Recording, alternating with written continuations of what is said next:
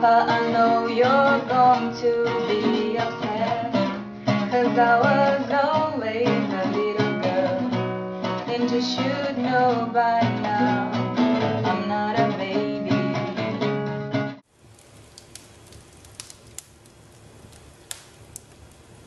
A gente podia fazer uma brincadeira. A gente tinha que fazer alguma coisa pra comemorar o primeiro fogo do ano. Cada um pega um graveto e imagina que esse graveto é alguma coisa muito ruim que a gente tenha feito ou que tenham feito pra gente. E a gente vai queimar na lareira. Tá, mas e se for uma coisa horrível, tenebrosa? A gente pode falar sobre qualquer coisa, só que a gente não pode voltar nesse assunto nunca mais. Nunca mais não, só por 5 anos. Eu roubei o namorado da minha melhor amiga na pré-escola.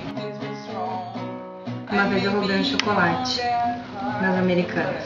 Aquela vez, quem entalou a chamineira das freiras com mandioca fui eu.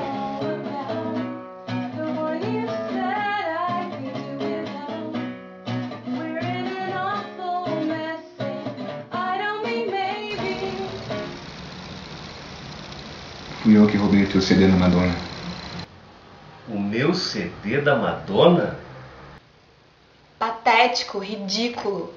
Sem comentários sobre isso pelos próximos 5 anos. Eu juro que eu vou comprar o ingresso pro show da Madonna pra ti. Então tá. Please, Papa, don't preach. I'm in trouble deep. Papa, don't preach.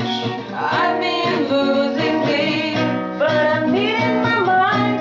I'm keeping my baby. Ooh, keep my baby. Ooh, keep my baby. Ooh, keep my baby.